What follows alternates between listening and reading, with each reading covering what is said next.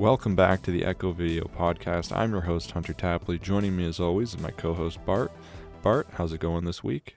Hey Hunter, I was glad to be back. Nah, it wasn't a bad week. Moved into my new place, been a bit chaotic, but getting settled in. How about yourself? Pretty good. Yeah, we took a week off. Basically, I had to go to a wedding last week. Bart, you were moving into your new place last week, so took last week off. Watched some movies, settled in. I got over my hangover, stuff like that. Yeah, had your happy birthday all Oh by yeah, yourself. it was my birthday. So my birthday's on the 27th of August, and the wedding I went to, my cousin's wedding, was on the 28th of August. They fucking planned it. They couldn't have planned it better. No, I had fun though at the wedding. It was open bar. I won't lie. I had a little too much to drink, and I felt fine the whole wedding, dude. The whole wedding I was fine. And I was like, oh man, as soon as I got back to the hotel and I laid down, I just felt this Oh, dude. rock hit my stomach, and I was like, yeah, I'm gonna puke. I have that, man. If I'm like drinking, standing up, like playing beer pong the whole time or whatever, just chatting, and you sit down, oh, hits you like a fucking truck. Dude, it's brutal. And then like I hate that feeling, like, because you know you're gonna throw up like every Yeah, you time. can feel it come up in your stomach. Dude, I Yeah. sat there for maybe when I was like when I was younger, I used to sit there and think, oh, it's not gonna happen, and then I fucking puke all over myself because I would think it would Mm. settle. This time I just knew. I was like, I'm going to the fucking bathroom, and I just started fucking anorexia, making myself Oof. puke because I was like, fuck this. One way or another, I it was is like, going to happen. and then after, you put your fingers down your mouth, you puke. I felt so thin and wonderful after that, I had to continue doing it. So That's how Hunter developed this eating there we disorder. go. Now all I have to do to lose weight is do that more often. So There you go. See, problem solved. I don't know what people are getting so upset about. exactly. No, all kidding aside though, Yes, it is miserable to feel that sick because you know the feeling when you're gonna puke, and it's just this hmm hard it's just rock. waiting. It's like limbo, right? You just sit there because it's gonna come. Yeah, You don't know when. yeah, Don't know why. dude. And then all of the dinner that I ate, the fucking 2 prime rib cuts, mashed potatoes, all of the dinner Oh, you came back puked up up. the dinner, the wedding dinner. It came all Oh, up. A whole like that's a I lot of had a food. lot of food because I didn't eat because like they told me it was going to be a lot of food, so I didn't eat lunch, and I ate a lot of food. And I think the other reason why I puke at the end of the night is when I'm about to leave or go home, I stop drinking, and then I overcompensate by drinking lots and lots of water. Oh So yeah. dude, I must have drank like 15 pints of water before I went home. So there's You. that's probably another reason why I puke a little easier That's after. probably all. Man, I do the same thing. Like right before I go to bed, I just start drinking gallons of water, and then I'll wake up at like 7, like feeling my bladder just completely swollen. And you have like a 5 minute piss. You're just standing there in agony. Oh, dude, Oh, it's brutal. tough times. So yeah, that was my first week after the suckling, and then the second week, the week we took off, didn't do too much, just kind of hung out really. Went down. Did I go down to North Bay after that week? I think I went down to North Bay. Yeah, no, because I can't remember when I went to North Bay. Either way, I went down to North Bay, and fucking Spirit Halloween is open. Oh hey! Well, Did you see people fucking photoshopping that sign onto the yeah, onto Queen's Castle? the Queen's Castle. Rest in peace, the Queen. That just happened R.I.P. Yeah, yesterday. literally. I got fucking live updates the whole way from my sister. It was so funny. Now fucking Princess Diana is gonna fucking kick her ass for cutting her brake lines or something. I don't know if that's a whole other fucking story, but That's gonna be fucking the Doom sequel. the Queen escapes hell to get to fucking Oh, heaven. No, but but I just thought that was so early, dude. I went to Spirit Halloween and I saw it. I was like, oh, hey, that's cool. And it was fucking busy. It was August busy. and it was full of people. I was like, what? What the fuck's going on? What is that? That's when fucking like dollar store puts up Christmas decorations in like the middle Oh, of yeah. July. Do you remember that Hmm. shit? I swear to God, they put up the Halloween and Christmas stuff simultaneously. I don't know. I think Halloween's so much more popular now, though. So Mm. Probably a factor. Yeah, I guess people are excited to get out and go to Halloween parties again. Eh? Yeah, for sure. For sure. Anyways, before we get too far off topic, you have anything you'd recommend? Anything you watched the last 2 weeks? Maybe a couple things? Just anything at all? You got anything to recommend? Or is there anything coming out that's on your radar? Anything like that? Yeah, I didn't get to watch a whole lot this week just because of moving and whatnot, but I did see that Damien Chazelle is releasing a 3-hour epic called Babylon that's set in the 1920s between the transition period between quiet movies and talkies, which is pretty cool. Excited for that. It's coming out December 25th. And then, yeah, not a movie, but tomorrow I get to go see Porcupine Tree, which I'm very excited to see. Right So on. that'll be a lot of fun. Yeah, that So should be yeah, fun. Hey, I had no idea about Babylon and Damien. Is that Damon Chazelle, the La La Land? Damien Chazelle, yeah, like Okay. Whiplash, First Man, Yeah, I just was making sure I had my directors correct. Ballad. Sounds, Yeah, it yeah. also kind of came out of nowhere. Now it's getting a December Christmas release, which is pretty surprising. Is there a trailer out for it or? I've seen a bunch of stills. I haven't seen a Okay, trailer so come by yet, but not too much yet. Okay, so yeah, definitely something to keep on your radar. mm, I watched a lot this week and last week, and I played a couple video games. Most recently today, I played, I think it's called Disney's Dreamlight Valley, which was on Game Pass. And I downloaded it because I thought if someone said it was like the Animal Crossing but with Disney, and that game kind of slaps. It's Animal Crossing but with Disney characters, oh damn, like it's and actually good. it's actually pretty decent from what I've Oh, that's very played. surprising. Okay. It's a little bit more quality of life than Animal Crossing was.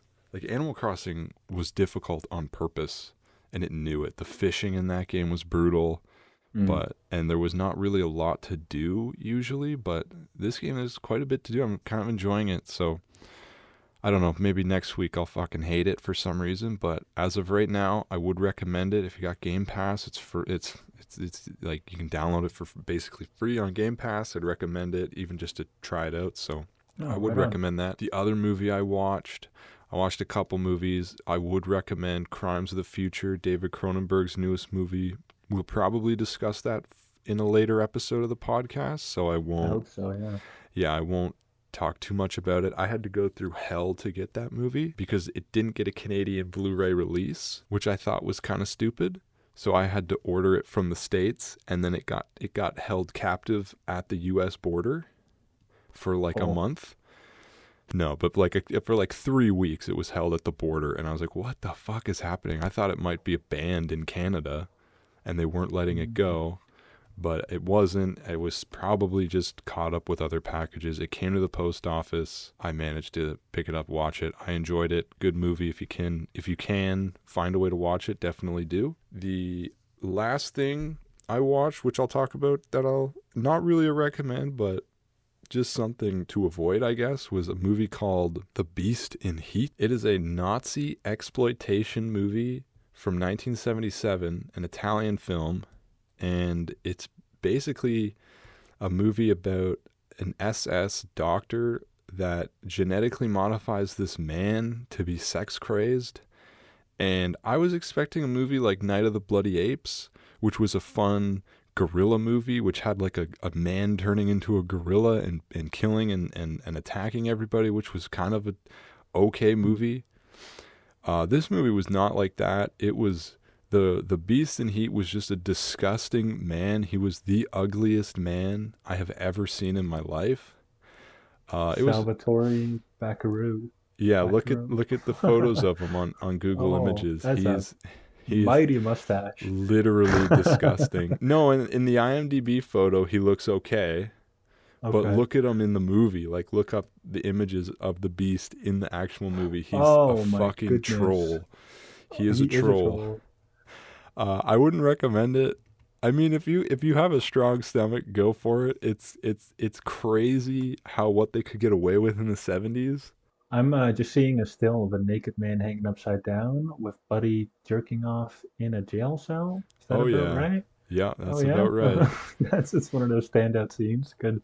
Yeah, Ton of the ending was kind of satisfying, I won't lie. I mean, I guess I'll spoil the ending, but basically the SS doctor's a woman, and they're kidnapping men and women from the Italian countryside, the Nazis are, and then they're using the women they're just giving the women to the beast, and then he does the old, rhymes with grape, and Oof. and they torture the men, and at the end, the two guys push the female Nazi doctor into the cage with the beast, and then it's kind of entertaining to watch that aspect of it, and then they just shoot her, and then that was the only part I kind of thought was entertaining, but the rest of it honestly was just kind of boring, and I did not like the physical appearance of the beast. Brought me great anger.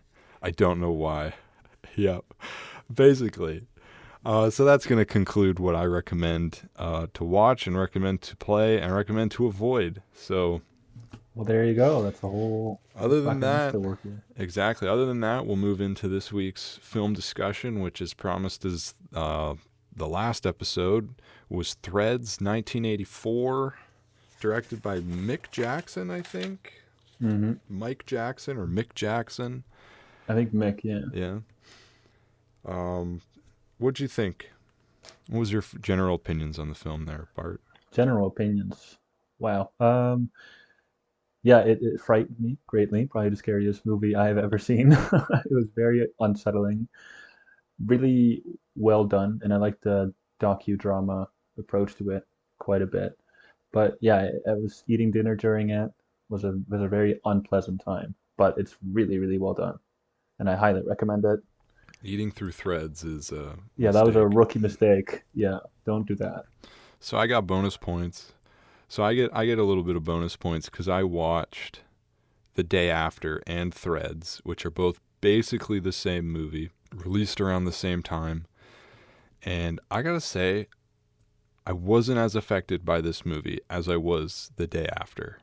Really? I thought The Day After was a bit scarier, honestly. After I finished The Day After, I just sat there in my basement staring at the wall, and then I was researching how to survive nuclear holocaust for like 3 days after that. I was really scared and frightened. And How old were you when you watched it first? The day after? when I watched The Day After, this was this was this year, a couple months ago. This was Oh, shit. Oh, fair enough. I think it was back I respect it. I think it was back in February, honestly, when I watched it. Man, So I the was winter days getting to you. Yeah, I was horrified. So, and then after I watched The Day After, I researched it to see if other people had this effect, like the film had an effect on other people, like I did. And what I would read are people saying that the movie called Threads, the British version of The Day After, was scarier. So then I was like, oh, for fuck's sakes, I have to watch another movie, and this one's reportedly scarier. So kind of forgot about it for a bit. Saw that it came to Shudder, and I figured, well, and we had the podcast going at this point, and I thought, well, we definitely have to talk about it. So I saved it, I watched it, and I got through it relatively easily. The only difference that I noticed, the main difference, this one's set up to be more of a docudrama, like you said, to kind of explain, whereas The Day After is set up to be more of a film. So you have more characters, and Threads is set more so over a span of 10 years, where The Day After is literally set for like a week after the bomb. Okay, so it's a lot more intense, it's a lot more concentrated, I guess. Yeah. And I give credit to The Day After, because I personally liked The Day After better. I was more affected by it. I liked it. You get to spend a little bit more time with the characters, and I mean, I think I related more to the American characters than I did with the British side. I personally liked that side of the movie better, mainly because I'm from North America, and I can relate to kind of their politics and their kind of viewpoint of the nuclear bombs and stuff. So maybe that's why, but in all fairness, both great movies, definitely worth a watch. Personally, I preferred The Day After. But anyways, we're going to do a quick plot summary of the movie here for you, just so people that haven't seen it know what it is. Bart, are you able to do the plot rundown? Yeah, okay, yeah, go for it. So I'm pretty sure it takes place in either Cold War. So what's that? 83? I think it's like 83. I think it takes place in 1983. Tensions between America and Russia are escalating. There, I mean, nuclear tensions. There's still the Cold War going on, and then it's basically like a Man in a High Castle, like alternate reality, like what would happen if America and Russia did go to nuclear war, and like what effect that would have on the rest of the world. And then Threads takes place in Sheffield in England, focused on like a small town and like the immediate fallout from the nuclear war on that town. And it is very intense. So yeah, that's basically the plot. Although the main difference, like I said, is that this goes like 10 years after the bomb drops. So the starting Yeah, of it's the like Game of film, Thrones. Like none of the characters you're with are there anymore. yeah, basically. So the first half shows the characters in their everyday life, and then like you get them going on dates, going to the pub, hanging out, and then there's also kind of on the news reports, on the TVs, on the radios, you kind of hear the subtle building up of tensions between the two countries, and then about, I don't know, 25 minutes in, the bombs start dropping, and I'm not gonna lie, the first half of this movie kind of bored me. I was just kind of sitting there like I was, and this might be because I've seen the other movie, but I was waiting for the bombs. I was like, bring me the fucking bombs. Right. Like I don't really care for these characters. Not gonna lie. Yeah, it's hard to. I think they're just supposed to be like vessels of humanity because it's hard to actually have empathy for them because you're with them for such a short time and you know they're gonna die. Yeah, yeah. It's yeah, it's like if you followed a random family on the Titanic. And Man, that's the difference I give to that's the pro I give to the day after. You spend a lot more time with their characters, but you can see that they all kind of have different lifestyles. So here you're just kind of seeing the everyday like person in the UK, whereas in the day after you follow a doctor in a hospital, the everyday farmhand, a guy that's just passing through Kansas City, and a soldier. So you follow those four characters, which are kind of a more unique, different like look on life, I suppose, as opposed to these characters where it's I think you just follow the woman for the most part and a couple of yeah, Ruth. Everybody else pretty much dies on impact, yeah. So in the if not day short after. in the day Yeah. after you get a couple more you get a couple more characters that are there till the end basically. Where in this movie you get one character. You have a bunch of characters at the beginning. 90% of them are wiped out, and then the latter half, you're just basically focusing on Ruth and her daughter, if I'm correct in thinking that. Um, just before I go any further, the one thing I had watching this movie, and Ruth is pregnant, and they immediately bring up abortion, and I was like, oh, this is Suckling. It's coming back. It's a suckling. It's the Man, I was prequel. gonna make a joke. Like, I wonder what movie had the worst baby ending, Threads or The Suckling? Oh, dude, that's a tough one. That's a That is a tough tough one. one. Uh, That is a tough one. we'll get to Man, yeah, the we'll get to we'll get that. to That's a that little part. teaser for you. But yeah, so why the fuck someone brought their baby to a protest? Yeah, that was There just a was poor move. it's like That, why the fuck would you do that? That seemed like a dumb decision. Anyways, let's you know what? I mean, let's just get to it. Let's not do what the movie did. Let's get right to when the fucking bomb dropped. Unless oh, you wait, have wait, wait, you wait. have no Yeah, yeah, go for it. just a tiny thing. Yeah. So okay, so you know the opening of The Last of Us when Joel's at home with his daughter, Yeah. and then you see the explosion happening on the TV, and she looks outside, and you see it happening. That's kind of what I thought they were setting up with the car. They have like a very like Zodiac opening with the car overlooking the city, Yeah, and I yeah. thought they were gonna see like the bomb drop. That'd be And cool. I thought because they're talking about like little mundane issues they have, and then it'd be really cool to see just this fucking conglomerate of That I would have don't been know cool. death, I guess. Right? That's kind of what I Yep. thought they were going for. No, And then I that's thought they kept hinting at it for like 20 minutes, and then it kind of happened off screen. And I was like, a little bit disappointed. But yeah. No, I agree. That would have been a better fucking idea in my opinion. But then the bomb drops. You get a pretty good. I'll give credit to Threads. This is a better bomb dropping scene. In the oh day yeah, after, the day after is good, but it's not great. It's a little bit quicker. I give Threads a bit more credit. It's a bit more horrific because I guess the characters are closer to the bombs, where in Threads they're kind of a little further away. They do show people that are close, but the main characters, the main cast is kind of a little further away, and you kind of see their opinion, their experience more than the ones Hmm. in Threads, where like the one family's literally the kid gets evaporated in the bird Yeah. cage. So the other people are like building their shelter while it's happening. And Yeah, it was very upsetting. As soon as like the bomb hit and then the immediate fallout and the firestorm. You remember that scene where the cat was like lying on the ground, like kind of half molten with radiation? And it was really sad. oh yeah, yeah, That cat looks exactly like spot on, like my cat Toothless. So I was like, oh, that's so upsetting. yeah.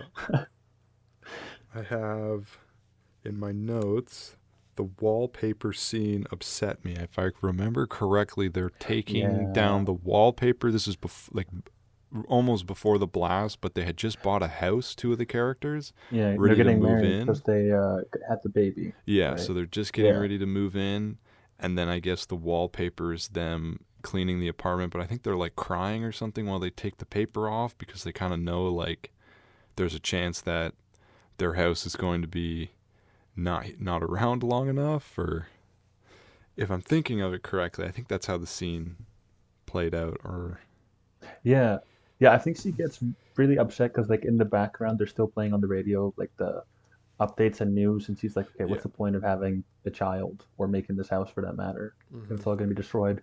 And I did really like that, and I didn't really like. So if you're 1983, right? The yeah, only way to get direct live updates is with a radio, yeah, and the only way not to miss anything, because you're not going to get like a notification like, oh, new emergency news at this time, turn on your radio. You can have that shit on the whole time. Can you imagine how anxiety inducing that is?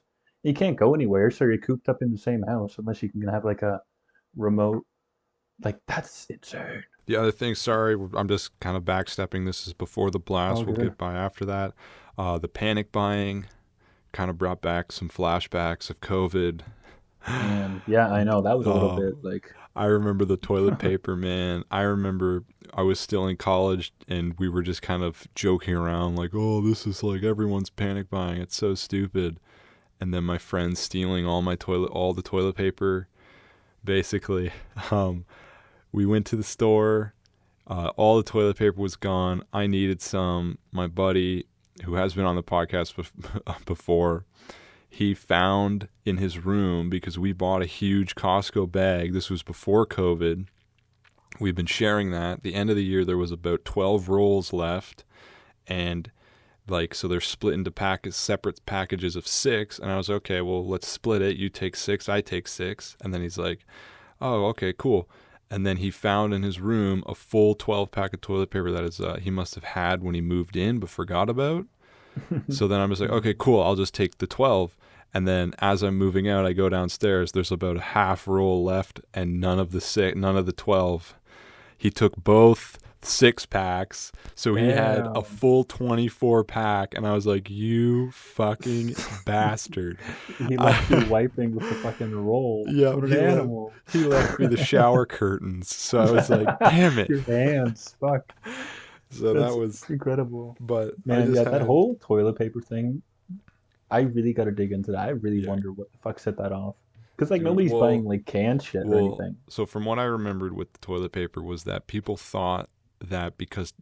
thought that all toilet paper manufacturing was happening in China. So they thought when it was happening because the outbreak originated from China that they would stop bringing imports in from China. So people thought, well, what's going to go Oh, first? All the fucking toilet paper. So then Buddy Boy, who hears that and thinks that, it doesn't matter. He could be a conspiracy theorist. He could be correct. He could be whatever. He goes into Costco, buys up as much as he can carry. Then somebody sees that and goes, oh, fuck, that guy's buying all the toilet paper. Well, I got to do that too because if I yeah, don't and you get buy, that like, mass hysteria and then shit. someone else does it, and then so forth, all the dominoes fall down, and now you have no fucking toilet paper. So that's kind of what I think Jeez. the quick rundown of that. But there Yeah, was panic buying in this movie, which kind of sparked yeah. a Also, man, flashback. I was like when they're all panic buying and whatnot, Mm-hmm. they're like stuffing the carts and whatnot, and then on like I think the mom's like son comes in. He's like, "Oh, mom, the war started," and everybody runs out of the store. These fucking carts, they're like, there's like a 2 foot drop. Yeah. There's no ramp. Did you notice that? I was like, Yeah. what the fuck? How is anyone supposed to get in I guess there? all the handicapped people have to go home. Like Yeah, they get to not eat. except for the wheelchair and the changeling. It Uh, reminded me of when he fucking fell off that roof, dude. It like it's like, yeah, it's like why? Oh, that probably spiked the audio, but it's all good. yeah. I can edit around it. Um, anyways, before we get too caught off about panic buying, and it will go back to where we're bomb blast, ET dies, cats getting melted by radiation. E.T. first victim shown. The first victim shown is a burning ET doll. It was so intense. The mom burns up, and then the next frame is ET in It's flames, ET, and it is ET really dying. hard not to laugh. Yeah. And then that was just my note. I remember seeing that and thinking that's kind of funny, and I just wrote ET died. ET dead. um, yeah, the house with the birds, man. That we talked about that a bit earlier. The house with the birds was pretty fucked. Those are literally two people melting. The two parents are just Yeah. quite literally melting with the radiation. Their son is completely evaporated because he was not in the They've made shelter. like a makeshift little fort in the kid's bedroom with like mattresses and garbage bags and Yeah, anything they can find. And I think the mom was facing the window or something when the blast happened, and literally one like it's like Two-Face. He's burnt yeah. completely down the fucking And middle. she's And it's fucking, very upsetting. and they're like puking and shit into their hands. Yeah, And then there's during like fabric sticking to them and whatnot. Like, whoop. And then during this, sorry, just to kind of during this, there's a bunch of government officials in a bunker underground Mm. trying to solve everything. Not honestly, nothing really happened there. There was a couple things I wanted to mention, but before I go to that, this is a made-for-TV movie. Same thing with The Day After. Did you notice the commercial breaks? Oh, yeah. I Dude, guess there would have been some. I fucking it is so bad watching these TV movies. I watched a couple other TV movies. I think it was called Night of the Scarecrow. Same thing.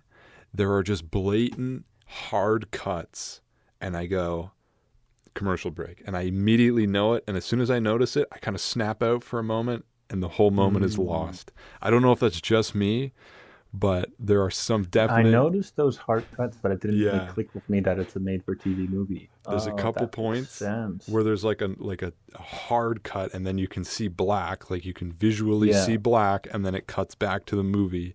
And I was like, well, we probably would have got a McDonald's ad or two at that point. So Yeah, I think there's this one scene with Ruth and her boyfriend or whatever. They're like arguing, and it's like a really intense thing, and then it just kind of fades to black for a minute, and yeah, it pops back open somewhere else, and I'm like, yeah. what the fuck was that? That's one of my issues with all these made for TV movies brought to Blu-ray. And I mean, in all fairness, it was probably thought that it would only live on TV, not get made into DVD, VHS or kind of deals. So that's a little bit of a nitpick, but what else Pretty was sure on? Friends became like one of the highest grossing movies of that year. Yeah, Threads Yeah. and The Day After, I think, were both record breaking in views. Yeah. I think they're some of the most I watched. think it's the most watched like straight to TV yeah, film. Yeah, yep, I'm pretty sure you're right on that. that's crazy. The other note I have was they're in the bunker, the guys, and one of them asks for a cigarette, although he doesn't call it a cigarette. He calls Oh, it the yeah. British word. I'm not going to say it, but The F slur, yeah. that, I'm not even going to lie. I heard that. I did a fucking double take. I was like, what? What did he say? This is the 80s. I thought they said that in like the 40s. Oh my goodness. Yeah, I know, man. He's like this old well, not homeless. I mean, everyone's homeless, but he's like sitting. It's like, oh, like what I could do to a F word right now. It's like, Yeah. oh my goodness, Grandpa, settle down. That was a good one, dude. I fucking laughed at that. It took me a double take because I didn't expect it. Oh man. The same with the ET, man. There were a few times in this movie where I was like, what the fuck was that? I have to rewind it. The other thing that I think they're going to collect water, and one of the characters, Michael, grabbed a colander to collect water. He did. He really I was did. like, are you fucking stupid? I get maybe like the desperation and like whatever, Yeah. but at the same time, it's so comical that he grabs a fucking colander. Like I this was man is like- already melting from the inside Yeah. out, and like give him a drink of water. Holy fuck! You grabbed a He grabs a colander. you grabbed a colander, man. You fucking Like, come And then he on. just cries and then crawls up beside his wife and dies. It's Yeah, really sad. yeah. It was Pretty pretty upsetting. sad. Yeah. Um, what else During did that, I? you were talking about like the mass hysteria. There's a few riots, I think. This might be like a day or two afterwards, whatnot. People trying to control all Oh, yep. The the most restless people. Yeah, right. guaranteed. If you haven't seen this movie, you'd probably know the scene of the guy. It's like a police officer. They're basically rationing out food for everyone, I Mm-hmm. believe. Yeah. And there's one guy with bandages, probably because his face is melting. He's got a police officer's cap, and he was basically the cover of the DVD, and like basically one of the most infamous scenes. Like I think what everyone kind of have Yeah. known it for, because you said Man, you see knew. that's how long I'd known Threads because I've never seen it. I didn't even really know what it was about, but I'd seen that DVD cover at Blockbuster like way long time ago, Yeah. and it's just such like a I don't know what the fuck it is, but it really stuck with me. So when you said Threads and I looked up the cover, I was like, holy shit, no way! Like it came fucking full circle. Yeah. Yeah. Crazy. But yeah, what I was getting at with that fucking riot is that there's one guy selling bottle openers, basically like shanks, for $1.50 each. Like during Oh this yeah. big riot with the cops. Like I was like, Jesus Christ, like that probably happens, but it's Oh like yeah, holy for fuck. sure, dude. The other thing I saw, I think there was a scene where I thought I heard someone on the crew talk. I think this was down in the bunker, and you could just barely hear from the background is, look up nice and slow, but very, very subtly. You can hear, look up nice and Oh, really? slow. Is this the bunker with all I think with all the the government, agents? yeah, with all the Yeah, government government. Okay. officials. I think that's what I Damn. heard. I'm pretty sure. I'll have to find Can the you imagine scene. that'd be kind of wild with Echo, I guess. Yeah. Yeah, so it's very likely, but who knows? Huh. So basically, it keeps going on. Life's getting shittier and shittier. The one woman, Ruth, gives birth to her baby. I thought she was going to have a stillborn. She did not. The baby Yeah, was me too. born. Yeah. And she's born. Then. And then you follow the child through her Mhm. point of view. And this is like 10 years after, I believe, for a bit, right? Yeah, I think it was 13 altogether. 13 years. Yeah, 13 years. So you kind of just instead of following Roof, 'cause Roof, I mean, She, I guess that's what she's. Yeah, yeah, she dies. Her daughter takes over the plot And basically. the shot of the land where they're tilling the land and it's just fucking barren as hell and like cold and wet is disgusting and very upsetting. And then Ruth dies in the barn. She's old and she just kind of Like closes her she eyes. looks like a ghoul. Like her Yeah, eyes are sunken in. They're like a deep gray. Like it's quite upsetting. Her hair's yeah. all gray and frail. Like, ugh. And then you follow Ruth's daughter, I think who she's nameless, right, the whole time. I think you're right. And Yeah. I think it just shows her run into town, like into the ruins of the town. And then she, like, I think does it with some like weird local kids in the town. Yeah, I think when she works, she gets some.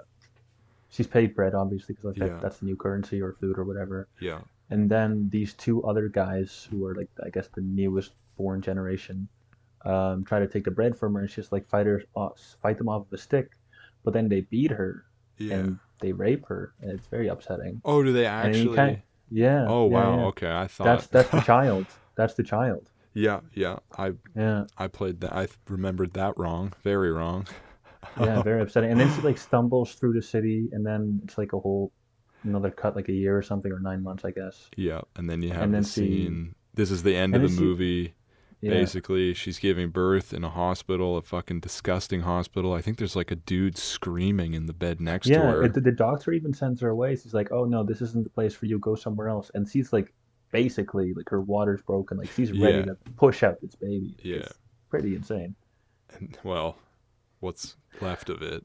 But, Yeah, yeah. Oh, but oh. yeah, the end of this movie, it ends, and here's the stillborn, the suckling, part two. it's this, all like deformed and red, and and it's it's just, obviously dead, right? The doctor oh gets it, yeah, and then still hands it to her, hands it to her, and you get to kind of like, you don't get a full close up, but you see it, and it's and then just she like this screams. red deformed, and then yeah, it screams, and then it ends, Yeah, and um, yeah, that's it was pretty a dark ending, dark note to end on. yeah. And yeah, that's Threads. I was looking at some things to get, apparently. So when I don't know if this is true, this is just like speculation, shit. Yeah, But like when the day after came out, it left too much of like a, oh, there's still like a hope for humanity, yeah, and then there, Threads wanted to just kind of yeah, 100, break that, like nobody wins a yeah. nuclear war kind of thing, right? So the end of Threads, basically, the doctor has been working in this hospital, and he just leaves, and he's melting, like his hair's all falling out. He's fucking rough. He's disgusting, and he goes back to his home in Kansas City. And when he gets to his home, there are a bunch of homeless people in his kitchen, and he basically goes up to them and he goes, "This is my house, leave." And then the homeless people offer him an onion, and then he sits down and he cries, and then text comes up and it says, "This is not 100% accurate, but this is just a more horrific look of nuclear war." And then it ends, and yeah, that's kind of the more optimistic look. There is a birthing scene, a child birthing scene in the day after. Basically, one of the pregnant women, and it's pretty sad too. It's a pretty sad scene. Like, I thought it was going to be played for optimism. Like, that was how the movie was going to end the day after. I thought it was going to end with this woman giving birth, and then kind of, well, this is humanity. Humanity Like real life thrives. kind of thing. Like, Yeah. yeah, like at the end of the day, we've seen this horrific stuff, but life is still being generated. That's kind of what I thought. But instead, this woman gives birth in a full hospital room full of strangers. She's crying. Everyone around her is crying. The baby comes out. It's not a stillborn, it's alive. Everyone's kind of looking, and it's just like, instead of a moment of like, happiness and joy of the child being born, it's kind of more of like, what's this child being born into? Is being born into nothing. Like, Mm. there's nothing left. Like, this kid's not gonna have a good life, basically, is what I think, that kind of the attitude I got from the scene. Like, everyone's just sitting there as miserable. They're all just crying and it's just like, oh, Yeah. Okay. Jesus. So it's Yeah, man. Can definitely, you imagine if there was ever a nuclear war? I hope I fucking go immediately, like oh, flashbang dude. gone. As soon as I hear shit going down, I'm running towards it. dude, I'm going as far fucking north as I can. I'm fleeing. I am Fleeing. fucking fleeing. I'm not going to be anywhere near a city. No, fuck that. Just go Fuck right up that. in northern Canada. You're good to go. Oh man, but yeah, scary shit. Did you know that It's Mick Jackson actually consulted Carl Sagan to make sure he got accurately like how a nuclear war or nuclear fallout would occur with oh like wow. the winter, the like the Yeah, what's that, yeah. nuclear winter? No, I didn't know Uh, that. Yeah, is that insane? That's crazy. Yeah. Any I was last any kind of closing marks, or because I'm kind of all that's kind of all my notes that I had, but did you have any other notes you wanted to No, it was finish just up a on? No, good. absolute wild ride. I was flabbergasted by the fact that it lifted 500 million tons of dust into the air. That's pretty cool. Oh yeah. I was trying to figure out the physics behind that, but like I was kind of going on a bit of a rabbit hole afterwards, like after I watched the movie, because I Yeah. was like, what did I just watch? So it turns out that like the stakes are even higher now. It is 30% more likely for a nuclear war to occur than it Fuck. was during the Cold War. Oh, and dude, they have like 10 times more powerful weapons than they That's did what I'm back saying. then. Like, Yeah. I think it's like, there's the Moab, the mother of all bombs, but now there's the fucking father of all bombs, which is You like, got the granddaddy. quadruple what the mother of all bombs does. Like, it's like Yeah. horrifying. So, So like, can you imagine like the things you could do with like 10 of those, right? oh So fuck, both dude. Russia and America together stockpiled 93% of the nuclear bombs in the world. Russia sitting at 5,977, United Fuck, States sitting at 5,428. And crazy. for each of those, 1,600 are ready for deployment at a moment's notice. Isn't that fucking That's scary? that's nuts. That's nutty. And then Dude, the rest of the world altogether is like less than 700 bombs. And then fuck. Russia, isn't Oh, that fucking that's insane? insane. People, and in this movie, they're all worrying about protesting the bomb. I'm getting the fuck out of there. I'm digging a Yeah. hole 4,000 feet underground and I'm hiding in it. I'm not What the? protesting. Yeah. What are you I'm gonna do? going Yell at home it and and it I'm runs away? preparing. It's not, it's coming, man. It's one way or another. Yeah. Yeah, Jeez, man. so yeah, it's a bit of a bummer movie this week. It, I mean, me personally, I wasn't as affected. I kind of had it a while ago. I got bummed Yeah. out, Fair. but I know you're probably feeling it. Whoever It was a watched it wild ride. in Yeah. preparation for this week is probably feeling it. So next week, next film we're going to discuss, we're getting into the kind of the fall season. We're in September now. Spooky, scary We're getting skeletons. into the spooky season. We're going to talk about the 1987 horror classic Hellraiser, directed by Clive Barker, based off his book, The Hellbound Heart. It's a good movie. I really enjoy it. Not one of my favorites, but it's definitely a really good watch, especially if you're a horror fan. Mm. One of the classic, really, really good 80s special effects. I'm pretty sure this newest season of Stranger Things took a lot of inspiration from Hellraiser, Yeah. I think especially the so. Yeah. fourth With season. Vecna and shit. Yeah, Yeah. so if you're a fan of Stranger Things or just a fan of horror, you're definitely going to want to check this one out. Yeah. I've never seen Hellraiser, and I'm really excited to because now, just a month from now, October 7th, there's a 2022, well, obviously 2022, but there's a new Hellraiser movie coming out, Yeah. which should be very exciting. Directed by David Bruckner, who did the VHS anthology series. So kind of could be cool. Could be decent, yeah. So Yeah. I know that the last couple Hellraiser movies weren't very good, and I know that a lot of the sequels aren't good, but the first Hellraiser is great. Watch the Oh first hey. Hellraiser. Maybe watch the second one. I've heard mixed things about the second one, but I think after the second one, don't watch any of those. Because I'm pretty sure the most recent one, not the 2022 one, but the one after that, was literally made to keep the rights of Hellraiser.